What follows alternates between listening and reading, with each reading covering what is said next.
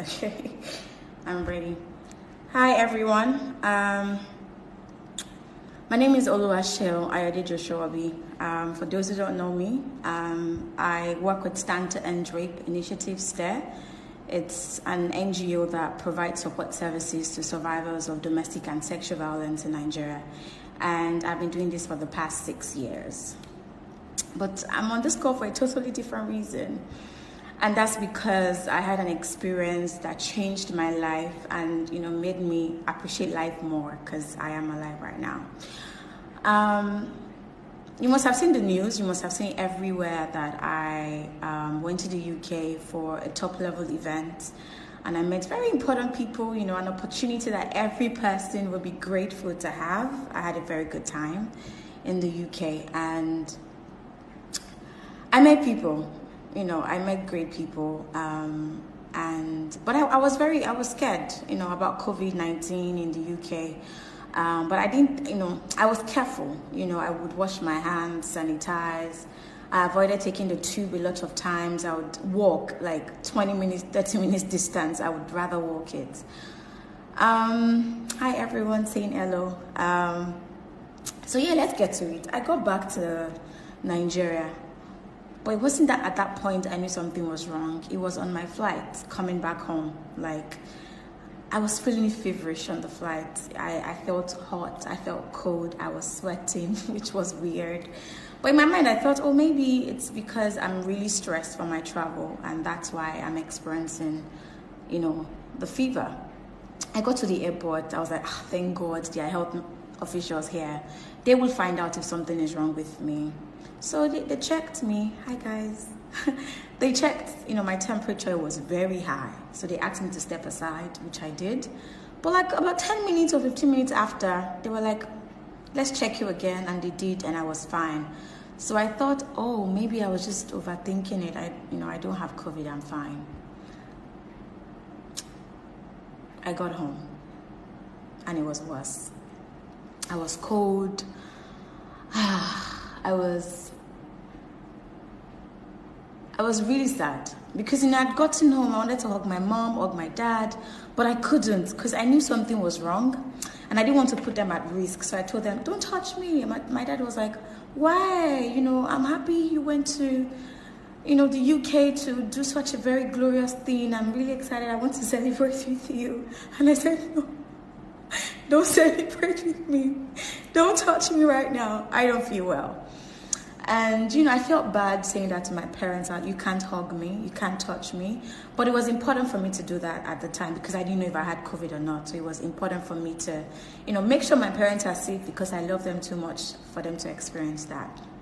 So the few days after became terrible. I had to self-isolate. I had like so many interviews I had planned. I couldn't attend. I had to cancel. I had like contracts, like juicy contracts I was supposed to sign. I couldn't sign them. But I had to self-isolate because it was a responsible thing to do, regardless of what I was going to lose at the end of the day. So, I told my mom, when you want to serve me food, make sure you wear your mask. Make sure you wear your hand gloves. When you drop the plate of food, go and wash your hands. And sanitize. When you want to come back to get the plates, wash your hands again. And I was military with my parents because I was so conscious for them not to get infected. So I was like, I give you rules, you must obey. And I was in pain at the time. But, my parents understood that, there's something going on with this young woman who just abide by everything she says. So my mom was very careful when, serving me food, when coming to my room, just trying to be extremely cautious. And so when my symptoms got worse, like I will see food I can't eat, and even the little I will eat, I will go to the toilet and throw everything, out of my mouth or wherever it's coming out from. So, I was like, there's something definitely wrong. I was like, God, I hope it's not COVID because I cannot survive. Because, when you see data online about those who have died in, advanced countries, you're, very scared, about the system in Nigeria. Can I survive? Will I make it and all of that? So, I spoke to my friend and he said, let's call NCDC. And I say, yes, it don't happen. Trailer don't jam out.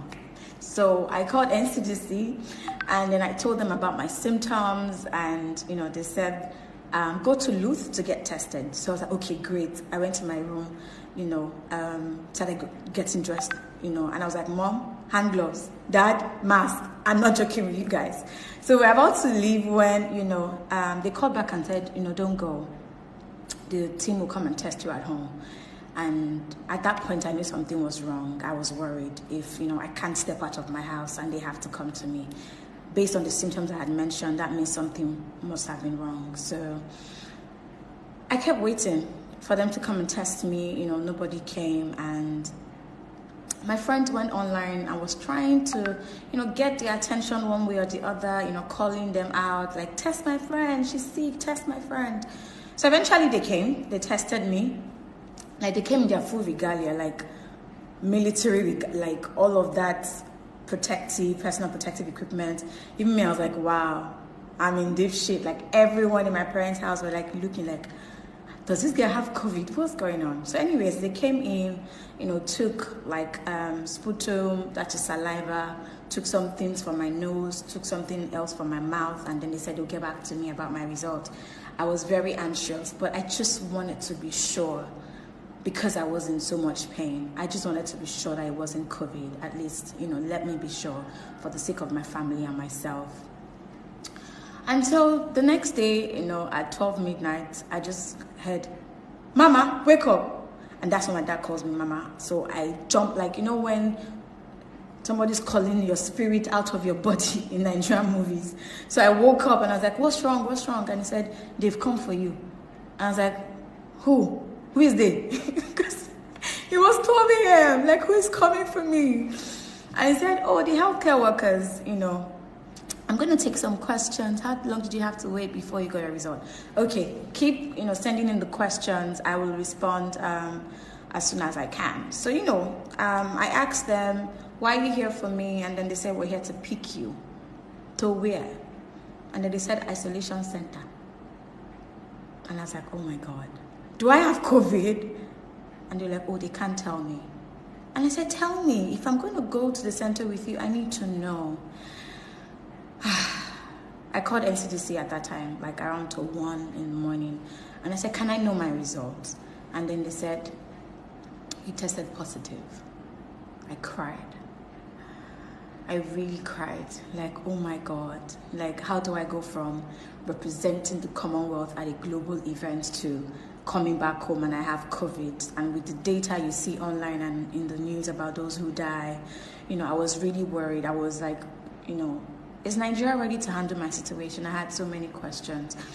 So in the ambulance, I called like my partner at the time, and I was crying and crying on the phone. I was really worried. I won't even lie.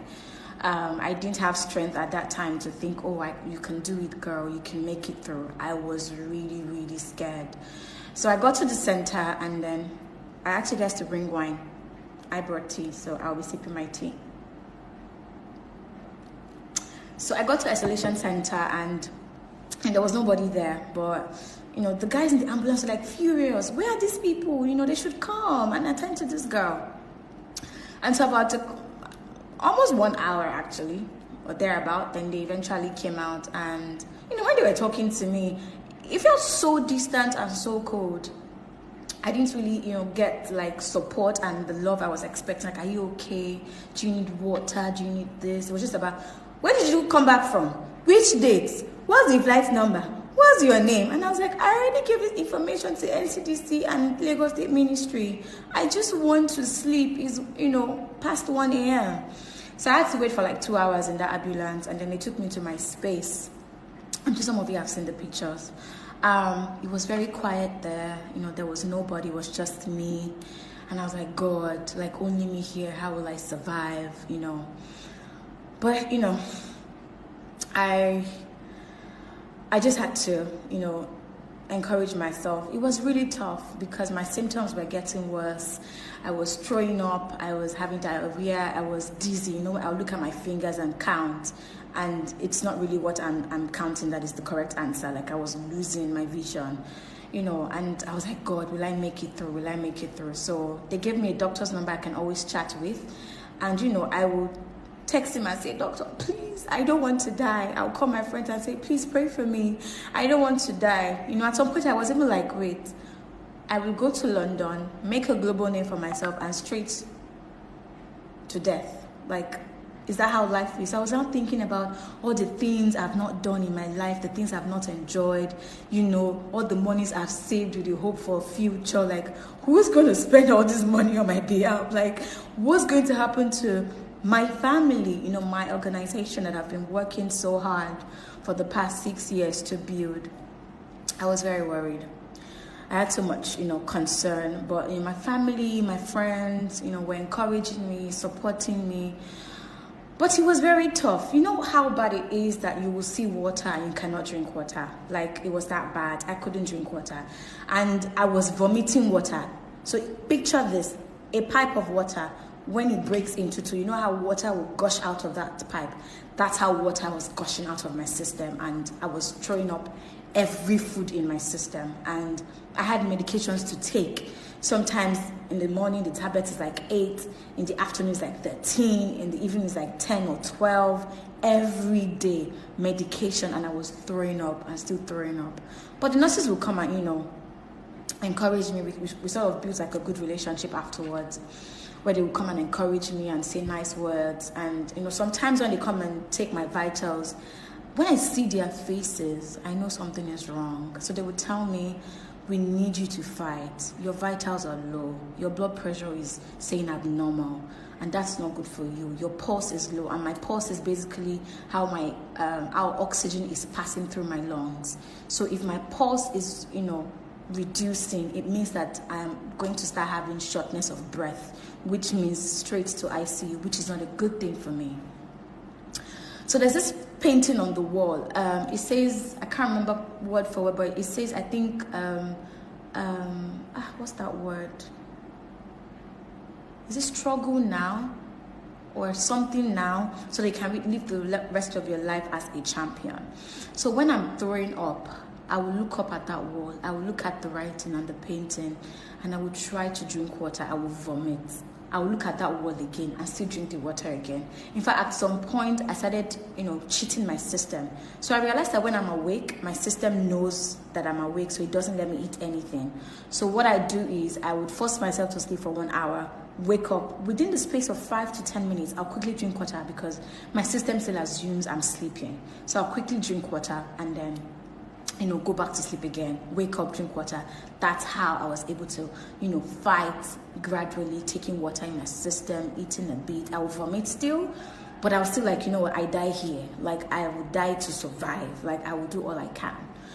And, my family was just there to support me, for me to cope with, the people in the ward with me, because other people started joining in, and I was like, oh my God, this thing is really spreading, and it's not a good thing for us. But, we became a family accountability partner where we check on each other. Have you taken your drugs? Have you eaten? Yeah, take water. By medical standard, I'm supposed to take 4 liters of water every day. So which means I have to take 4 bottles of water every day. 4 bottles of water, and I was struggling to even take half a bottle. So I would force myself. I really, really struggled to survive. And so, when I want to vomit, I will hold it because the doctor said they need me to fight not to vomit.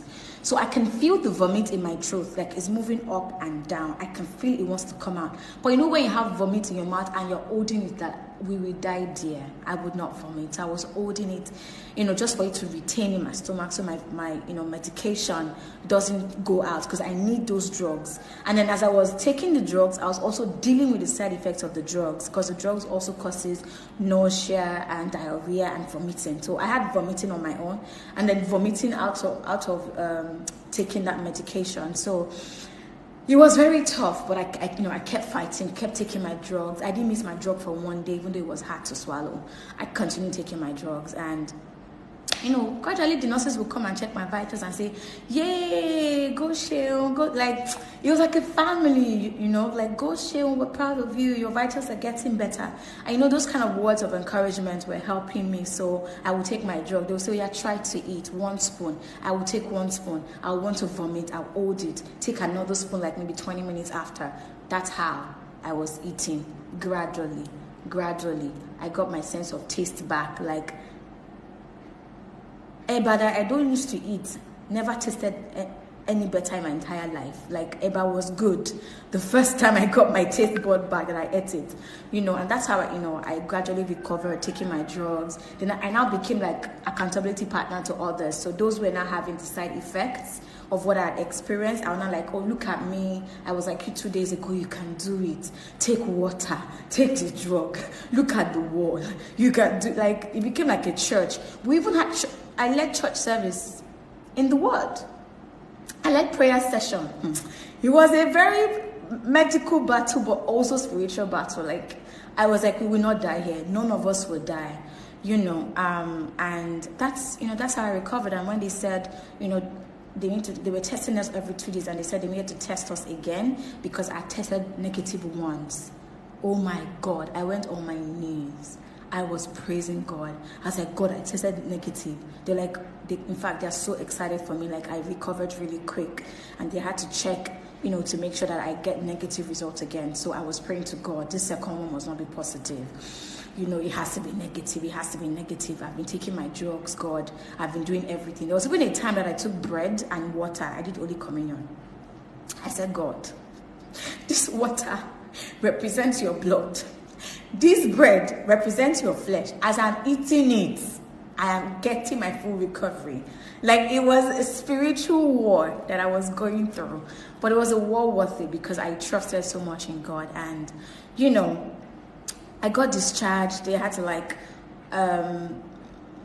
disinfect all of my things. And, they told me to still stay safe. Though I have enough antibodies right now to protect me. But someone said, flip your phone.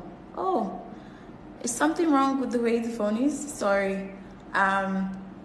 So anyway, I got discharged and I came home, and it's been great trying to get my life back and connecting with people and granting interviews. And it's important that I'm also helping government to create awareness about the virus, because some people think, oh, it's a lie, it's propaganda, but it's not. I mean, I went through it. COVID-19 kicked me. It kicked my system. Like, there were days I said, you know what, let me start planning, for a succession plan for Stand to Up initiative, because I didn't think I was going to make it through. Well, guess what? I killed COVID, and here I am, doing good. So to everyone out there who is, fighting COVID, I'm sending you so much strength and so much love. To anyone who lost any relative or a loved one, I'm really sorry for your loss, and may God, strengthen your family. Someone says, flip your phone. Is something wrong with the way my phone is?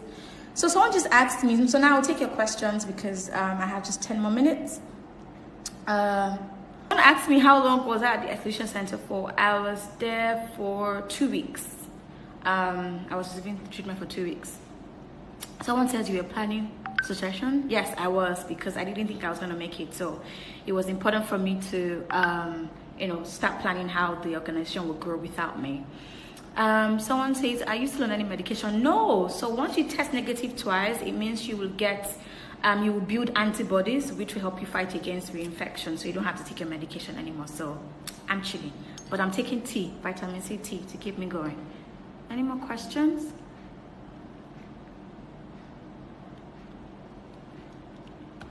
Thank you for the congratulatory messages. Thank you so much. Amen to your prayers. Someone said, no, please let your phone be straight. Wow. What other advice were you given after the recovery? I was just told, to stay safe and be well. Basically, that's all I was told. What advice do you have for those who are refusing to stay at home, guys? Because the danger you're causing is, some people are asymptomatic, which means they don't have symptoms. They don't show this, they don't exhibit the symptoms, but they have the virus in their body, and they can infect someone as much as myself who had symptoms could have done. So you need to please stay at home for your own purpose, and also for the purpose of every Lagosian or every Nigerian out there, because the more you go out, the more you're susceptible to coming in contact with someone who has COVID. And if you're like a blood type A like myself, it's really tough. I promise you, it's really tough. So please stay at home. Did you experience sore throat and dry cough? Yes, I had dry cough, but I didn't have sore throat. But I had like very prolonged and painful dry cough. I did have that. Tips for safety: stay in your house. That's what I will tell you. Watch TV. Do your work from home. Just stay at home. That's all I can advise you. Stay at home. How was the isolation center? It was good. It was very, very spacious, very, very nice. It was actually very good. It was very good. What was your relationship with the medical team? We built a relationship. We became like a family, because like these are the guys that your life is basically in their hands. So you just have to build like a relationship with them. So I did. I built a relationship with them, and they were like a family to me. Was the isolation center comfortable? Yes, it was comfortable. It was very good. Can vitamin C provide immunity? I'm not sure, but vitamin C does help to build, your immune system. But if you have COVID already, it won't really matter, really. So if you don't have it, it's best that you build your immune system right now. How long was the progression of your symptoms? I think for about 6 days. Like, it was subtle. It became better, then it became worse. It was like this and worse. So yeah. Where did you get vitamin C? My friend Leila Johnson Salami gave me the tea at the isolation center, and I brought it home because I cannot waste. Why am I your own? Can someone who tests negative still test positive? I don't think you can. I mean, once you test negative, yes, you actually can if you don't stay in your house. If you come in contact with someone who tests positive and you've tested negative, of course you get infected. But if you've been positive and then received treatment and then got negative, you can't contract again because your antibodies will fight for you. Okay, so any more questions for me before I go in 6 minutes?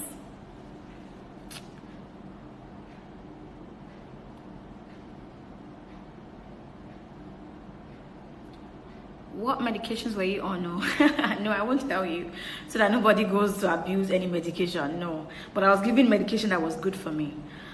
Yeah, you all want to know the medication. Not telling, lip sealed, but they were good medication for my body. What type of medication? Good to hear that more people who tested positive. Yeah, I'm so excited. Like, I was keeping in touch with people in the center. When they got discharged, they shared their stories with me. I was very happy. How effective is lemon water? Sis, I don't have an idea, honestly, but ask the healthy health advisors about that. I really don't know, but I think lemon is good anyway. How many pills did they give you? It depends on how I was feeling that day. So there were days I was taking 8, 13, 10. There were days I had 10, 10, 10, like even 10, 15, 10, or 15, 12. It depends on how my symptoms was. And then even at some point, they had to give me injection because there was a particular drug that my body was overpowering. So they had to give me like injection to help me. Were you on a ventilator? No, I wasn't, because I thought, I tried, to help my body fight as well. So I wasn't on a ventilator, but it was a scary time for me. Did I consider escaping the center? No! I wanted to get better and get well. Why would I want to escape the center? It never ever occurred to me, but some people try to in another ward, and they cut them, but I didn't try that. Do you think we have more cases than NCDC? I really can't speak for NCDC, but I would want to trust their data because they're the most credible source of information right now. So I'm hoping that the data is correct. So I won't speak further on that. It's not okay to include about the medication. Yeah, I can't talk about it because so people don't, abuse it. It's very important that we are responsible. Did you do the breathing test of holding your breath for over 10 minutes to know if you're infected? It wasn't 10 minutes. It was more like 10 seconds or 1 minute, and it was basically for me to cough out anything in my throat, which was going to be tested to check for COVID. So that was all I did during the test. What do you think we're doing differently compared to other countries? We seem to be doing great so far. I mean, kudos to the Lagos state government and to the Nigerian government. We seem to be handling the situation good. I don't know what we are doing differently because I haven't understudied what other countries are doing, but I would say we're doing a great job and we can only improve on it going forward. With the rates of discharge, does it mean CDC have the cure? So there's no cure, there's no vaccine right now for COVID, but there are medications to help manage and reduce the viral load and kind of suppress how it fights your immune system and your body and your lungs. So that's what the medical team is currently doing, and I guess it's really working because I'm well, I'm good. When do you think people are hiding travel history because people are stigmatizing? I'm not excusing it, and it is wrong. Please declare your travel history so the healthcare workers can know how to help you. But again, I want to address stigmatization. Please, for no reason should you stigmatize those who test positive. It's not a death sentence. It's not something you wish on yourself. It's something people experience by no fault of theirs. But the more you stigmatize, the more you make people want to suppress information or keep information so that they're not stigmatized. And that's how we would, keep spreading this virus. Because if people are not saying the truth about where they've been and they're saying, oh, I have malaria, whereas they've been in the UK or in the US or in Italy, then the doctors will only treat malaria, and then the doctors are at risk of contracting it as well. And we don't have enough doctors in Nigeria, so let's respect ourselves and stop stigmatizing. How was your mental state? It was bad. My mental state was bad while at the center because I was like, this is it, I'm going to die. You know where I imagine how heaven looks like. Like I was already seeing my place, my seat in heaven and my mansion. But then I had to get myself together and I said, you know what? God is not done with me. My purpose on earth has not been fully accomplished. So I had to fight my mental space and, help build my own mental wellness to fight the virus. So I was good. I did well. I don't know what antibodies look like. I don't know if it's drug. It's not drug or water. It's in your body. It's not something you take in. It's inside your body.